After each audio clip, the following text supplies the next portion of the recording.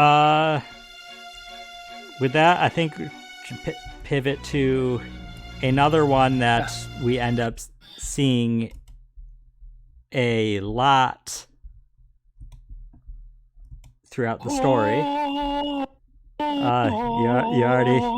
already predicting it. Where is the song? Unless you're just gonna provide the background music. I'm just gonna do the entire time.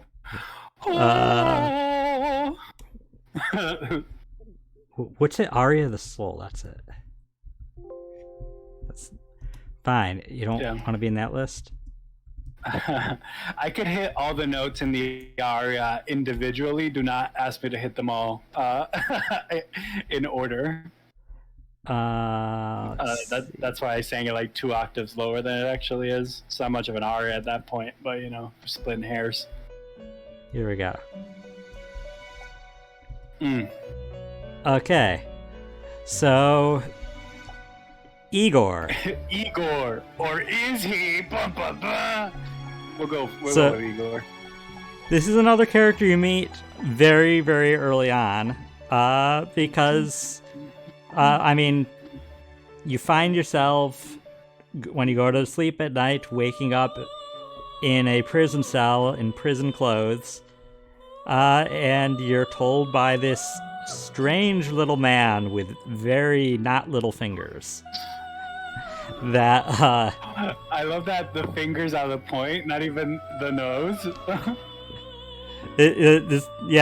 Sure, his nose is very long, but he also has yaoi hands. Don't forget that. He does have big, large yaoi hands. So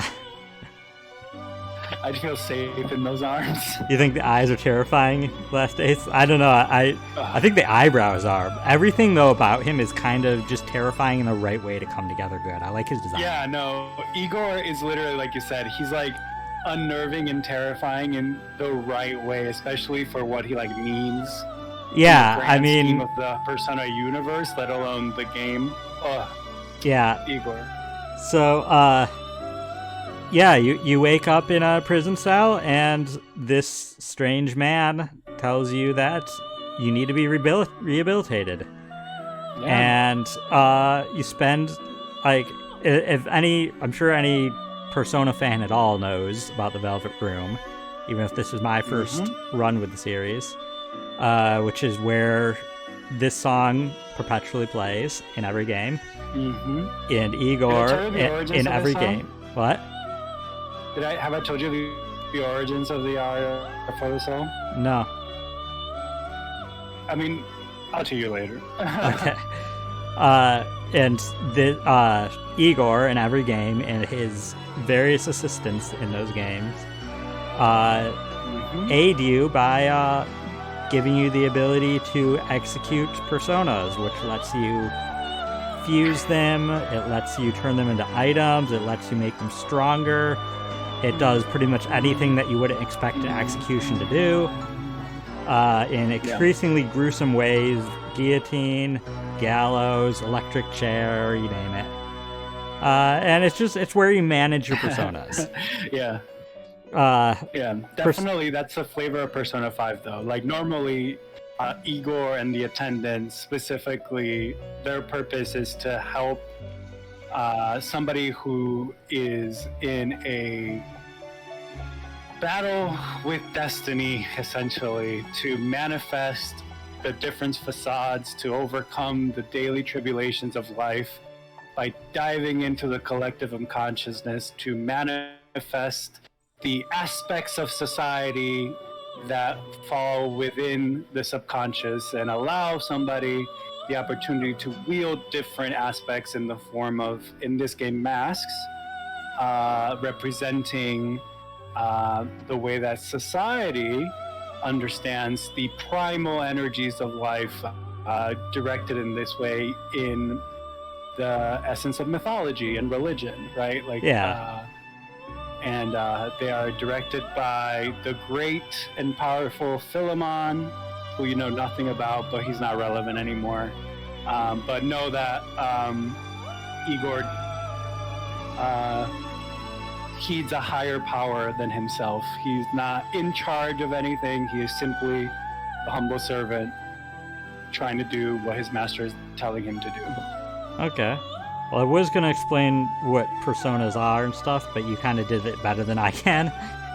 Oh, I mean, feel free to give it your own spin. No, just, it's I am curious, are they executions in the other games then, or? Absolutely not. Absolutely not. Every Velvet Room is a manifestation of the main character's drive or motivations or journey that they're going on, and they all are represented in different ways. So in the fourth game, which is the previous one, it is a stretch limousine, the Velvet Room, and in the third game, it is an elevator.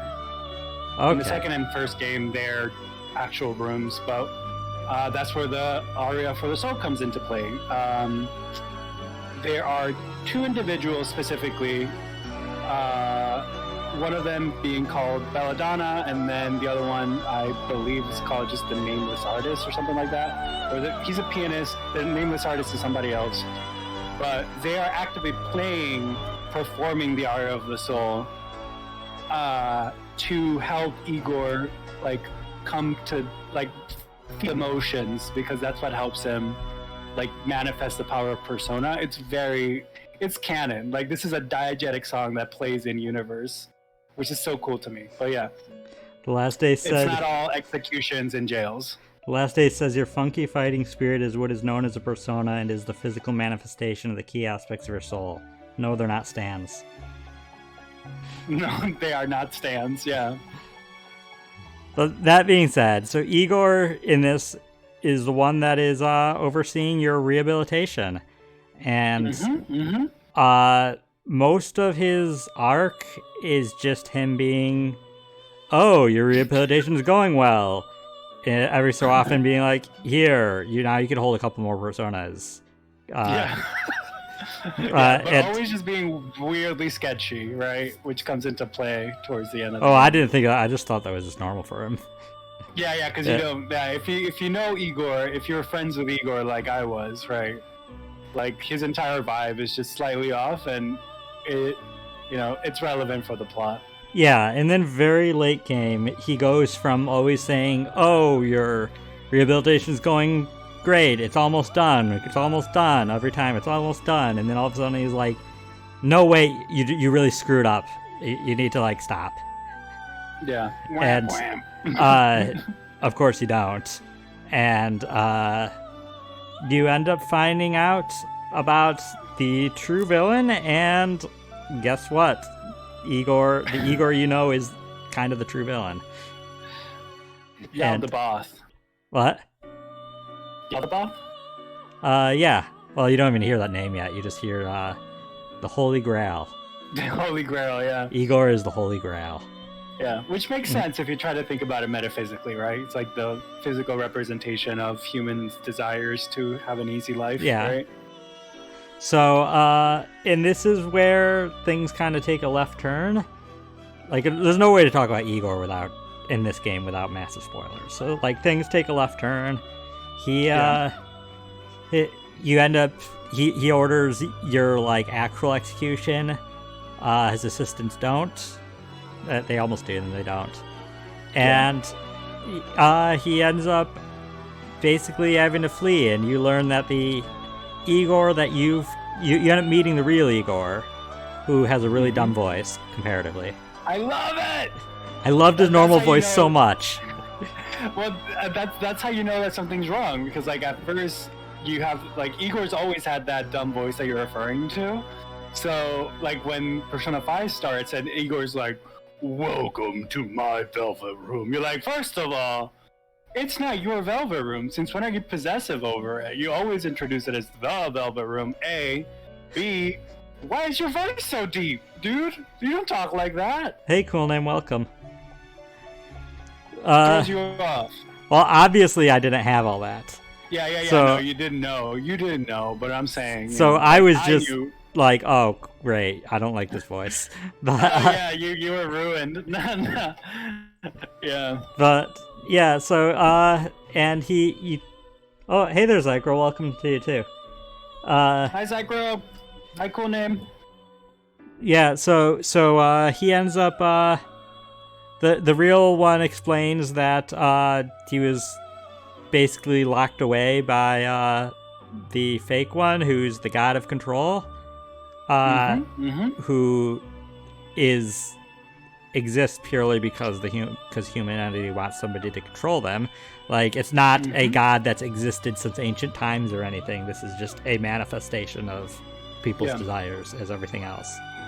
And it's essentially a persona, right? Like, that's the whole point, right? Like, there's no gods, it's all persona. Yeah. And so Coolness said the real Igor voice has 0 new lines. They all reused from P4 since the OG Japanese VA passed away. I mentioned that to you personally, ChatJB, in text. I don't know if you remember. Nope. I'm not going to pretend I remember. Sorry. No, that's fair. Yeah. So yada yada, plot. But point is, the Igor that you built all the Confidant ranks with is not the real Igor. And it unfortunately doesn't go much deeper than that. Like, you you have normal Igor for the last week or two of the base game, and then all of the royal stuff. Yeah. So you briefly have the real Igor, but there's no real more exposition with him. Yeah. Well, and like, spoilers for the other Persona games very lightly. Like, Igor is supposed to kind of be very neutral, you know, like obviously Igor's job is to facilitate whatever goal, you know, like the universe has deemed you needing to do. But like, at the end of the day, they're just like a kind presence. Like, they don't usually get emotionally involved in your journey. Yeah. So that's the fact that you even have a Confidant with Igor in this game is also very like. Oh, do you not usually get a Confidant with him? Well, that's what I mean. Yeah, like everything about Igor in this game is like very like off, right? Like, it's like, yeah, Igor's nice, but like you're never supposed to build a relationship with Igor. Igor is always just like a constant presence, you know? Yeah. Cool name said that you look good. Asked if you shaved. I did. But yeah, no, I recently talked to our mutual friend Shady about Igor in this, and I mentioned to him that it must have been like it either even like more meaningful plot twist to people who played previous Persona games to find out that the Igor was the villain all along and stuff, because they knew Igor before. And like, because I was aware Igor was in previous games, so that awareness did make it mildly surprising when I was like, oh wait, this character is like evil. But I also couldn't feel as invested because I didn't know them through multiple games. Yeah. No, it all definitely made, like, because of the unfortunate passing of the original voice actor of Igor in the Japanese language dub of it, everything just kind of like was off about Igor to begin with. But like the whole Velvet Room being a prison, like everything just kind of like makes your relationship with Igor in this one a very unique experience, and your experience in the Velvet Room like a very unique experience as well. So in that way, while we're looking at Igor's face, right, like the Confidant really is more about, you know, like you said, the Igor that we spend time with, not the Igor that we see during the last like 120 hours of the game, which is towards, you know what I mean? Which is a weird thought, because it still doesn't feel like you built any sort of relationship with the God of Control. Yeah. And as I said, that the arc as you get up Confidant ranks with it doesn't feel like anything's really changing aside from you're getting some more slots. Yeah. But so like, what? They are exerting their control over you by dictating when you're allowed to have more personas. So it's True. it makes sense to the character. It makes sense. That being said, while I do love his design, that has nothing to do with this Igor we've got to know anyways. And, like I said, very flat arc, the only interesting thing is the plot twist, really, and I'm not sure I could even count that as part of the Confidant. I think it was another character I wanted to like because I like the design, and this is the only Igor I've known so far. As said, I'd probably put it in D. Yeah, I would agree in your ranking of it. I appreciate them. I wouldn't put him in F tier in mine. I would also put him in D tier. Because like you said, right, Confidant wise, it's like you don't really get to experience a lot of like any meaningful growth between you and Igor. Fake Igor notwithstanding. So it's hard for me to think that it was a good Confidant in that way, character aside, right? Like my opinions about Igor and fake Igor as characters are not relevant to that. But D tier. Yeah. Last Days Persona 5 was also your first game? Okay, then you had a similar experience than me. Cool Name said that they knew about the Igor thing going in. They knew about the plot twist. And Zykrel said, same for him this is also Zykrel's introduction to Persona. And you knew they were in previous ones, and you did have questions about what was going on with the twins. Yeah, we'll get to the twins. But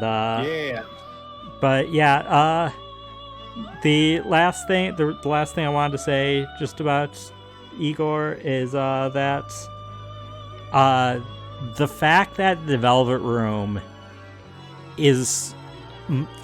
always feels like a game mechanic before at least in this game, before a part of the world, because it's so detached in style, in everything, did make it a little more surprising to me when Igor was fake and that was all plot relevant, because to me it was about it, like the Velvet Room was similar to like if you ever played Bayonetta with the Gates to Hell, which is the bar that you go to. It's just it was just the place where I go to manage my personas, to do all that stuff. I didn't really think it was going to be important. Yeah, but isn't Rodin like the true final boss of some of the, because like Rodin's not been a final boss in right? any of them. Well, they're like a super boss though, at the very least. I know that. Maybe, but it wouldn't be plot relevant then. Yeah, it's not plot relevant for sure. Okay. But this music will keep going because we're dealing with the others in the Velvet Room. The twins. Caroline or Justine first? Crap, which one's on the left? Caroline is on the left and Justine's on the right. Okay, we'll do Caroline.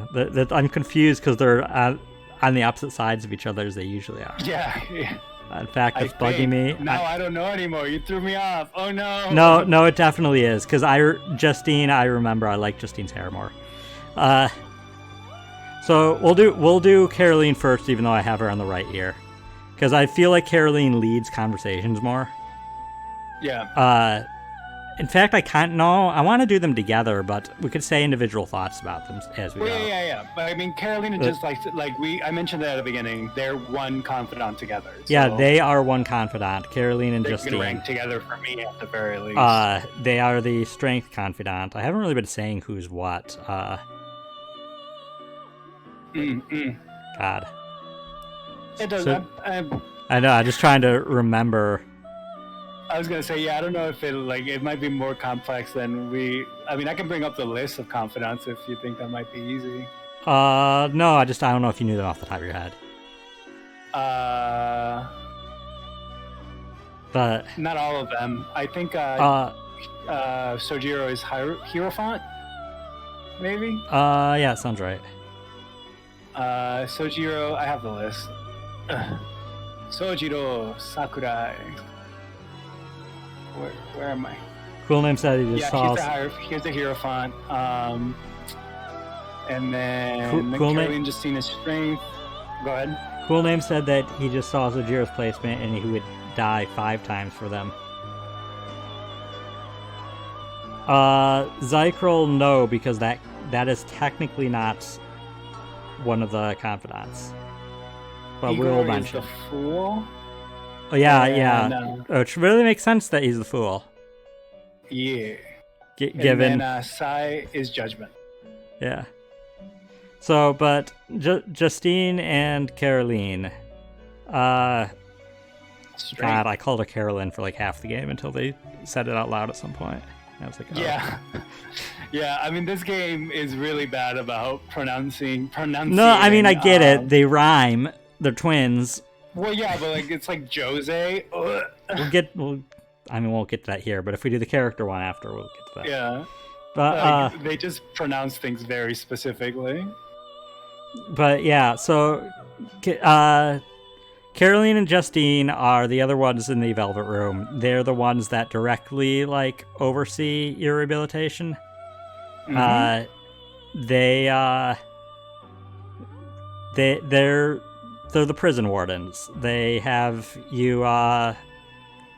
They relay information from Igor, and then also have a list of tasks to complete to raise their Confidant level, which involve fusing specific personas with specific abilities. Yeah. And I just looked it up to verify. Caroline is the one with the buns. Justine is the one with the ponytail. That's what I said. Justine is one I like the hair more. Mm. So a lot of their character arc is them, you doing that stuff for them, and them slowly trying to be like, wait, why do we have this list? Where did this list come from? What is the point of the rehabilitation? What is going on? Who are we? Mm-hmm. What is the universe? Is this my real hand? Yeah. It's just them slowly questioning everything in reality. And that the reason for that is because fake Igor, and they don't even exist as individual characters, but we won't talk about that at this moment. The individual characters you get to know, though, you meet them and you know them until mid-December. They also have a series of little hijinks you can go on that I did the first half of them before the guide that I was following screwed up when to do what and missed one, and then suddenly they dominoed and none of them would let me do. I'm gonna look up those scenes eventually because the ones I saw were very fun. Mm-hmm. Taking them to the Big Bang Burger, and then losing their minds over the giant burgers, or taking them to the aquarium, and then being like, "Wow, you made the ocean but on land. This is weird." Yeah, it was really cool seeing them find the human world and everything mundane about it as something fascinating to them. Otherwise, the personality-wise, Caroline is the more aggressive one. The one that's quicker to put you down with insults. The one that's louder. And Justine is the soon to the dairy, right? Who? Caroline is the soon, and Justine is the dairy. Yeah, Justine, I actually preferred more. She's the gentler one, but she's also still looks down on you. They both do. Yeah. But she's calmer. I like her hair. As you can see, Caroline has buns. You can't really see Justine's hair well there, but it's a braid in back. Mm-hmm. And as you can see, they have an eye patch each over one of their eyes, and which is the meaning of there is another identity that's there. There's not two of them. But and their hats together spell the word oxymoron. Oh, I didn't know that. I didn't notice that. Yeah. Justine's hat says OYOO, and Caroline says XMRN. Yeah, so I saw that. I was like, oxymoron. that's just gibberish to me, so I didn't think about it. Yeah. I was just like, oh, I don't know, man, it's Japanese. But yeah, also there's a fun little thing that's when they take you into the Velvet Room, sometimes I think it's Carolyn that drop kicks you into there. Yeah. But yeah, overall, despite them having kind of a simple character arc, I really like their design. I really like their personality. I really like the fun little moments you could have with them on just doing mundane things. They're honestly A rank for me, with Justine being slightly higher because, as I said, I liked her design and I like the more quiet nature a little more. Yeah. I am also going to put them in A rank, but I'm going to flip them. I like Caroline more. I like her attitude. I like that she is really... She's a grumpy Gus in the best ways for me. I feel like it brings a lot of levity to like some of the more heavier moments when she's just like being rude just for the sake of it. It's like, thank you. I needed that, you know? The great thing about their Confidant is that while not automatic, you can choose whatever you want, because the requirements are to fuse specific personas, not to raise their Confidant level through, you know, manipulating the multiple choice. So I always definitely picked the the more sub base, like in a, you know, this is a mature stream in the BDSM sense of the word. I mean, me too. And the one thing I did like a little more about Caroline was that she was a little more degrading to me. But, yeah, no, it's fun. It really is. It's really fun for me to be like, yeah, what are you gonna do about it? You know, just being a little brat. So she would like threaten to do some just truly unspeakable harm. And it was just fun. It's like, I don't know, like she warmed up to me a lot quicker. Yeah, because it felt more genuine. Zykrolessa fought them. You fight them in the story, kind of. Yeah, well, they're also the super boss. Well, one of many super bosses. Oh, I didn't do that super boss. No. Yeah, it's very difficult. It's even in New Game Plus, like you would probably struggle if you don't know what you're doing. Okay. And if you break certain rules, they'll do like a insta kill attack that you can't block. So it's more of a puzzle than a battle in all sense of the word. Also, Zykrel said good cop, bad cop, and then Cool Name said more like sleep cop, angry cop. Sleep cop, angry cop. But yeah, okay, so either way, A is just a matter of which we slightly prefer. Yeah. Yeah, because you max out their Confidant before the turning point of who they are is revealed, so we'll save that for the character one. Okay, well, rather than go to any of the party members yet, we're gonna hold off on those.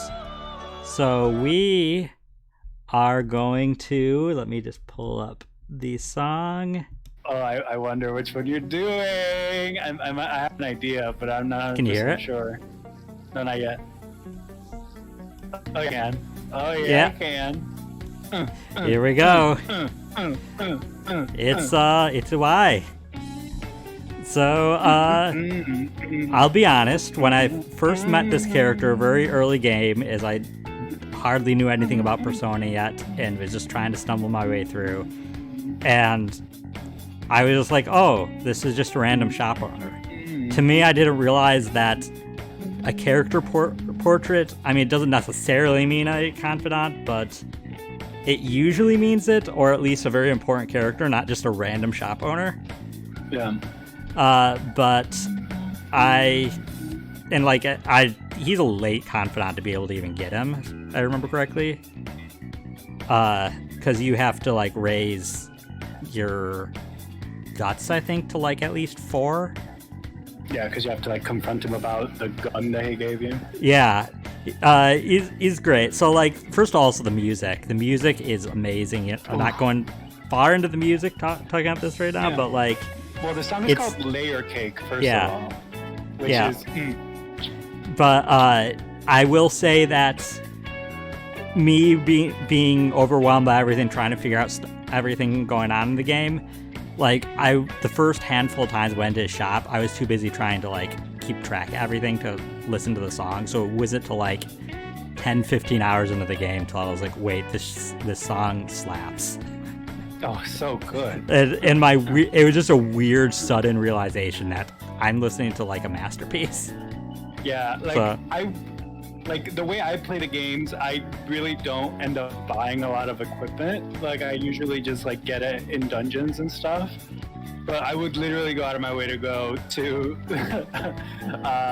Iwai shop just to vibe. Like, after, like, every time I went to a palace or mementos, like, it's just like a comfort space for me after a while. I agree, Zykel, that pretty much the entire soundtrack is fire. But yeah, either way, Iwai, the first time you notably interact, like, well, first of all, he has a shop where he sells model guns and knives and cat collars and scarves. I don't know. Yeah. He sells very realistic weapons. Cat collars. And very realistic cat collars. Okay, before I really get into the actual thing, he's the equipment shop. He sells pretty much all weapons and armor and anything you need. And he constantly makes little quips while you're buying stuff, so you can, like, literally be buying a cat collar and it'll be like, don't use that, you better not use that to pull a prank. And it's just like, with a cat collar? Listen, but cat boy, Hooters. Cat boy. But every time he talked while I was shopping, I would stop everything I was doing to listen to him. And he'd just be like, festivals normally use rifles, but a handgun's actually better for that. Like, and I'd just be like, please, Iwai, tell me more fascinating. Just, like, educate me. Like, I don't even like guns, but he just made me interested in whatever he had to say. So 100%. You first outside of shopping, the first time you kind of get to know him is after the first palace. You have to sell the medal that you got from the first palace, the gold medal, but it's like a replica of an Olympic medal or something, so it's super sketchy, so you have to sell it somewhere. So you're like, oh, well, that model gun shop was super sketchy, and they have things that aren't model guns, I guess, so maybe they'll buy it. Yeah. And you take it there, and at first he's like, this looks like a stolen thing, I don't want this.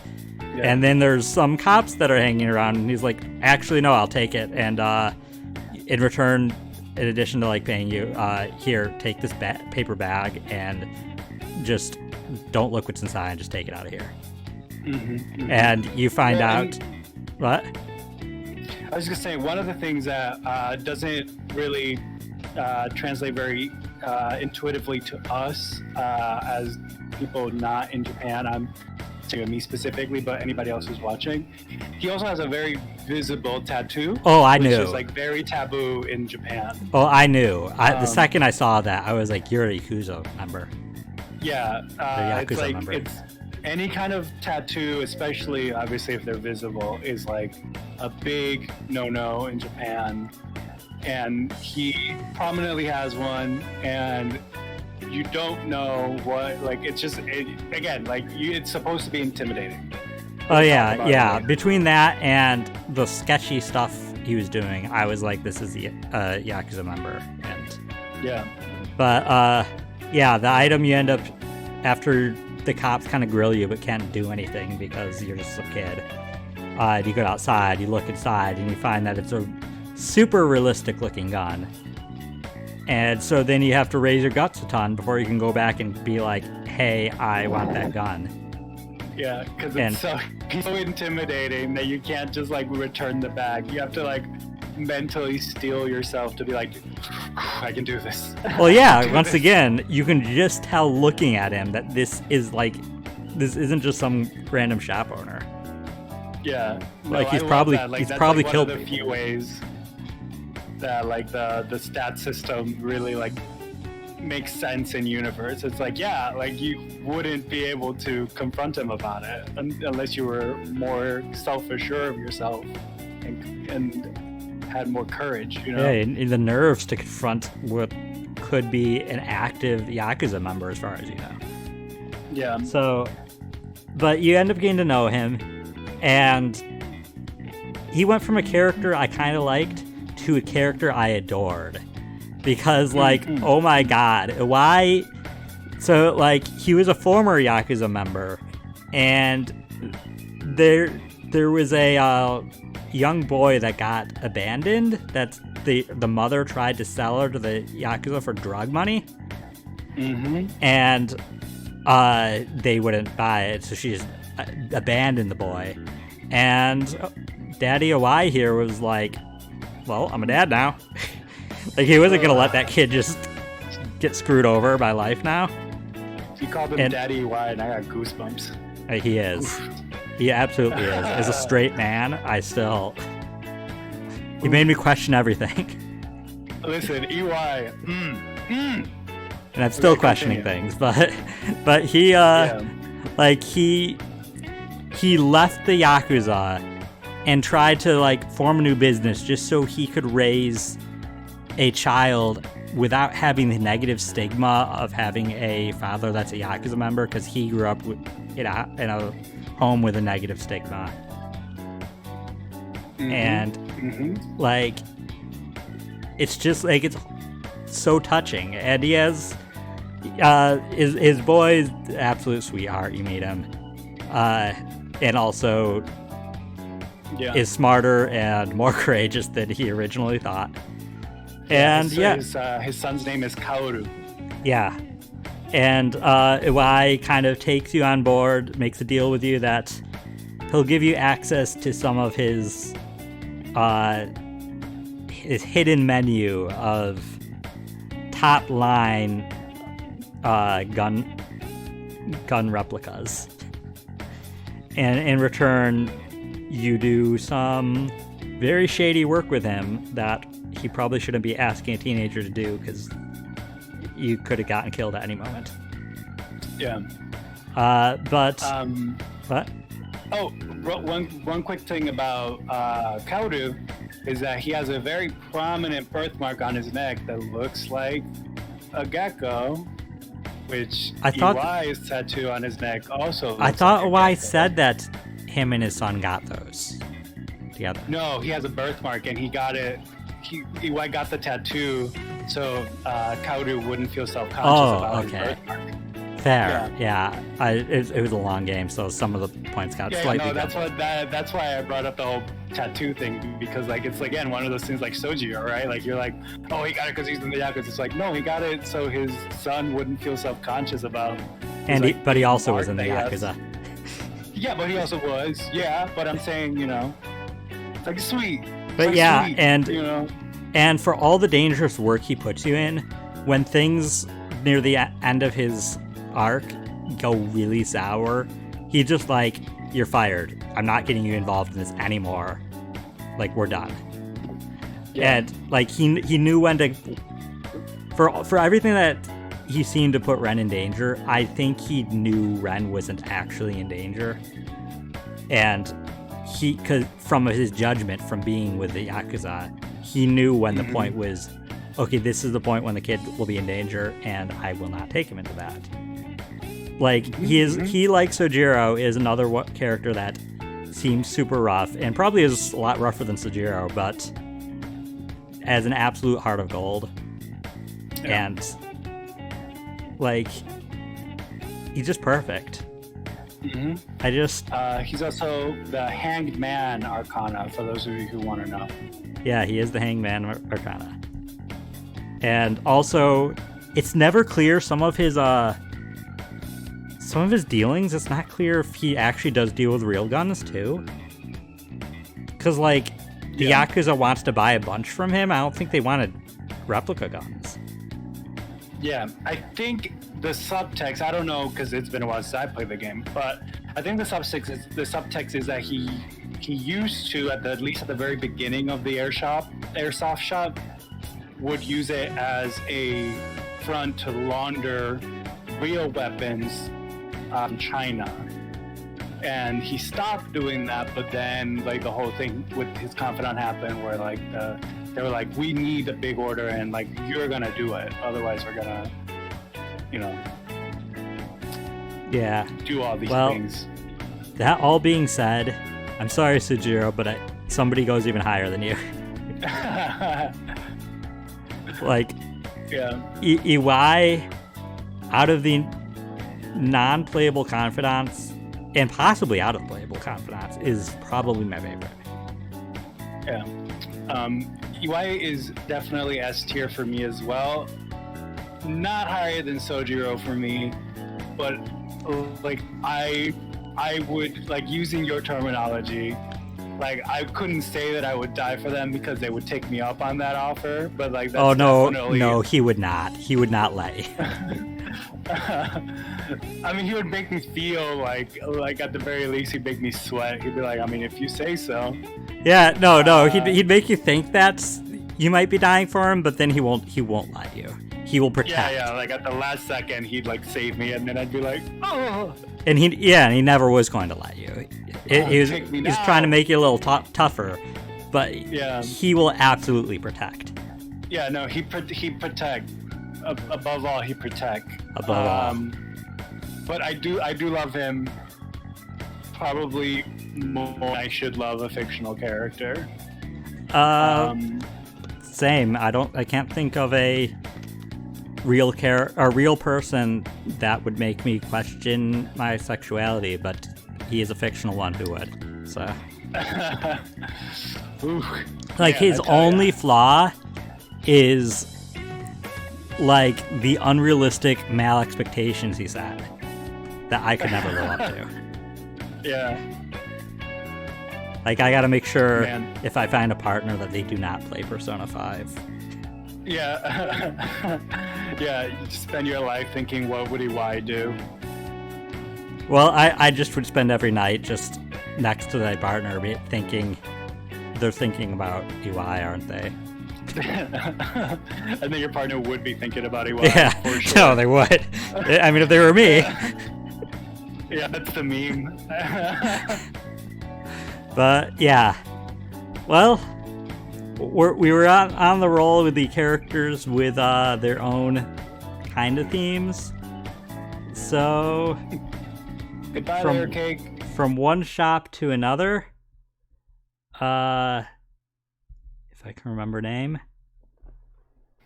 Do you remember the name? Takemi? Takemi? No, the song. Oh, I don't know that song. I have it on a list. There it is. Butterfly Kisses. Butterfly Kisses? Butterfly Kiss. Butterfly Kiss. Here we go. Oh, yeah. This is a groove. Yeah, no. While it's not quite Layer Cake, this is still an excellent track. As Zykril already had pointed out. So, Takemi. She's also one of the confidants you meet early on, and I will admit, when I first met her, I was absolutely confident that I was going to romance her. Well, I was going to romance everybody. I was doing harem room. But mentally, I only romance one person. Because I'm doing harem room to see everything, to see all the romances, but like mentally there's only one that's like for me. And I thought it would be her. I definitely did the same thing, and I'll tell you who I mentally romance when I get to it. But I mean, I think I know, but well, yeah, maybe. But I didn't end up sticking to that mentally. There were two characters that trumped her, but that being said, it's not because I liked her less. I absolutely still love her. Takemi's great. Takemi is early on in the game. You realize, okay, we need like a source of medical supplies if we're going to be doing stuff that could like near kill us. Performance enhancement drugs, if you will. Yeah, well, that and treatment for when you get like injured. Okay, no, that's fair. It's just like, the youth called treatment something else, if you know what I mean. There. But So it was very funny. But she was so you're going around trying to find out about somebody, and you find out about some very sketchy doctor who will prescribe anything to anyone in like this back alley. So you meet her, and she's kind of like, well, people stop saying that about me, I won't. And then you end up finding out, she is working on an experimental drug, but she doesn't have anybody to build test with it. And so you offer to do that and be her guinea pig, and she's like, okay, yeah, I'll give you any experimental drug, or I'll give you drugs. Fine. Yeah. Takemi has very loose morals, but strong ones. Yeah, as a Death Arcana tend to be in these games. Yeah, it's a weird case that I describe, but I think that's the best way to describe it. Like, her morals, it's really hard to identify what they are, but she holds strongly to them. Yeah. And above all, she cares about saving lives, which is probably good as a doctor. But the means to get it, she will kind of do whatever if she has to. She also has a great aesthetic, like her casual clothes. You can already kind of tell what her doctor's out, but her casual clothes, she's like has this like punk rock aesthetic. Yeah, very grunge. For yeah, sure. a bit scene, like. Yeah, choker collar, like a spike choker. And the chunkiest heels. The chunkiest. Like, if she was a chili, Sojiro would definitely sell it. That's all I'm saying. I am pretty sure at least half of the Persona fan base, upon seeing her, whispered to step on me. Like, step on me, please. Because she is Takemi definitely, she's a dom. Like, yeah, Takemi was definitely my my Iwai for female attraction. I was like, listen, not a lot of women will do it, but she definitely does. And I mean, like, even out of the characters that I picked over her, I would still say that physically she probably is the most attractive, like her style and stuff. If I was basing solely on looks, I would probably pick Takemi. Yeah. I mean, she's 1,000,000% out of like every human's league, you know. Except for some high schooler. Yeah, except for some freaking Casanova high schooler. That's like just like potentially half her age. Yeah. Yikes. Yeah, that's something we had to get out of the way. Pretty much all the female confidants, other than Sai, are romanceable, including ones that are very much firmly into adulthood. And Ren is 16, I believe. I believe so. So they now, a lot of the adults, they don't really say their age. I don't think they say Takemi's age, but she's presumably in her 30s because she has a PhD and runs a business. A lot of her character arc is based around her trying to find a cure for an incurable illness that a little girl had that she thought died, that the hospital lied. And she's using you as a guinea pig, experimenting on you, which takes guts. You have to have good guts to do her stuff. But she slowly makes more and more drugs available to you for more and more affordable options. Knowing pretty much full well from the start that you were lying when you told her that you needed them for studying, because she probably was like, why would somebody need steroid enhancements to study? Yeah. But she still does it because she gets her a guinea pig. And like most confidants, she puts 2 and 2 together by rank 10 and is like, yeah, you're a fan thief. I didn't say that for other characters. They all do that pretty much. Oh yeah, that's also very memeable. Yeah. What? The whole like rank 10 is like, oh yeah, you've been helping me garden this entire time, but you know, I know you're a phantom thief because of the way you gardened. Which is not something that occurs in game, but it's that vibe. I feel like for more than half of them, it was you had to change somebody's heart.